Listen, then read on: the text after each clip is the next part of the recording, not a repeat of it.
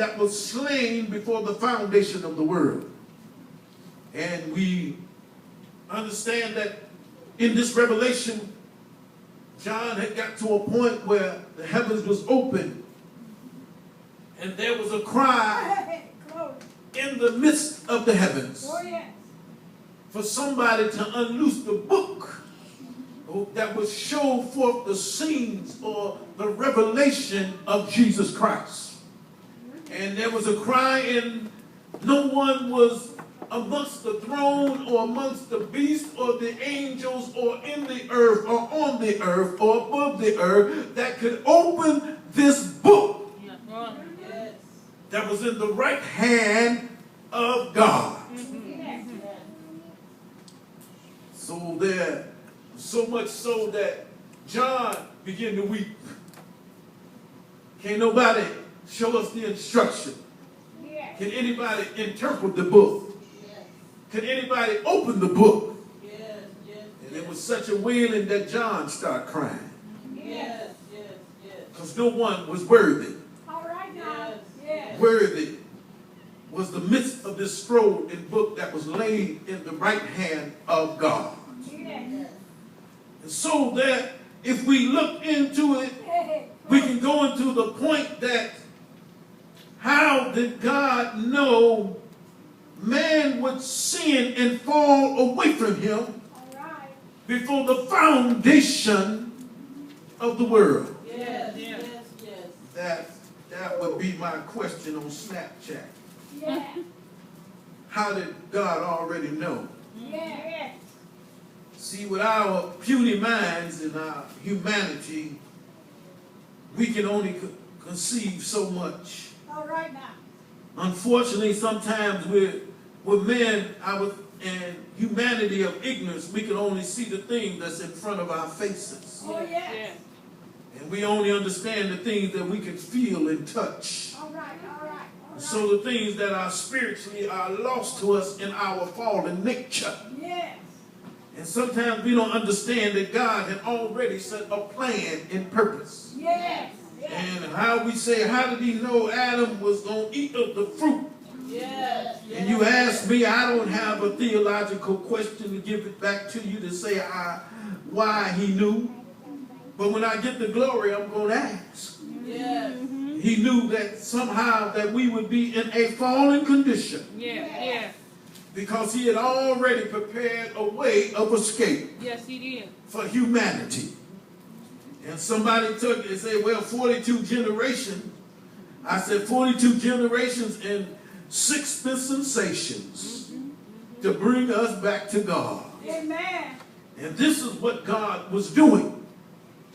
So the question was that in all of this that we understood that man, even when he was created, God knew that he was going, error in his presence. We got to understand, I can't hardly comprehend how good the garden was. We only can read and imagine in our minds how everything was at peace, was at joy, and how man's mind was able to comprehend and call every living creature by its name. And yet those that we see, the animal world was in peace itself. The lion laid down with the lamb. And all these things was in harmony in the midst of the garden that God controlled. While in the midst somewhere man made, when woman came, he decided within his own mind. And as my aunties tell me, they tell me about the mule or donkey they had. And then the grandfather, as they say, my grandfather said, he took his own head, made up his own mind to sin before God. Yes, and sometimes that's what happened. Man make up his own mind. And they fell before God. But we was tricked by the enemy to believe that if we would eat it, we would be God. And somehow that same illusion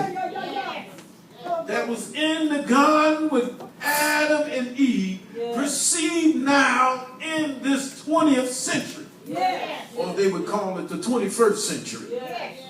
I don't care what generation we call them.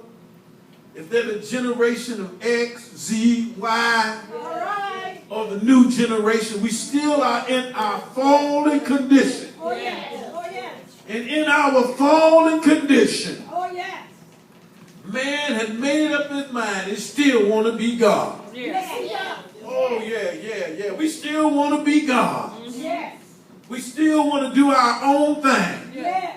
We want to control our own destiny. We want to do what we want to do. But unfortunately, in our fallen condition, it makes us far away from the God that created us. So God had set forth his plan and purpose. And one of the elders said unto him, weep not. Why? Because the world is crying. We said John crying. John represents humanity. The world, the earthly part of us is crying. The world is weeping for a Savior.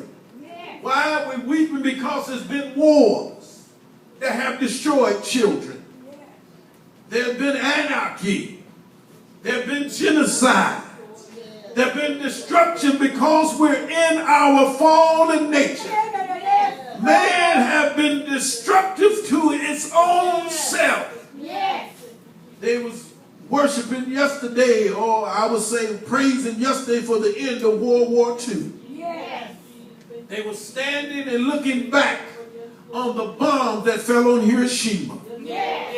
The destruction there that left generation of deformity.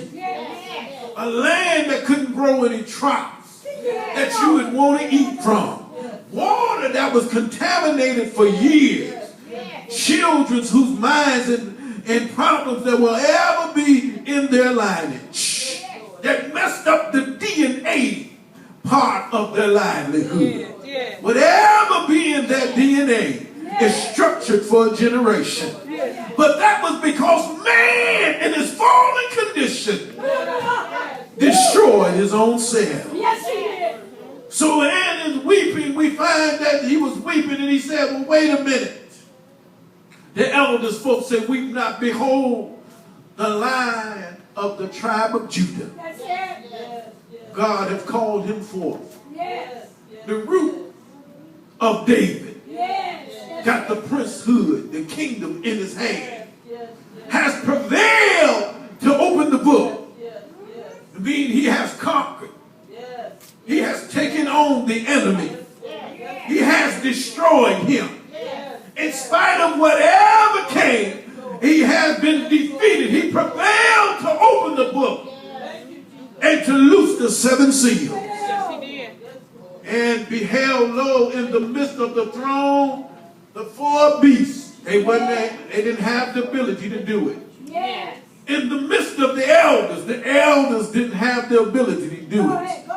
But a lamb as have been slain, having 7 horns, 7 eyes, in which are the 7 spirits of God sent forth on all the earth. So this lamb that was slain before the foundation of the world, we look on him and he has control of the Spirit of God on the earth. People don't understand. They say, well, wait a minute, what you mean? He can see all. He's king of all.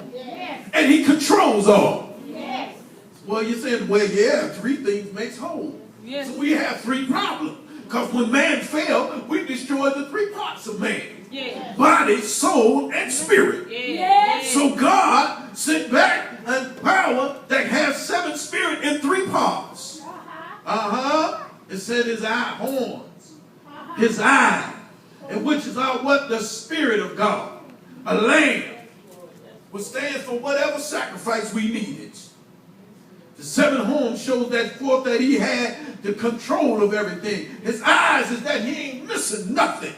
And the Spirit that moves on this earth, that's constantly calling man to come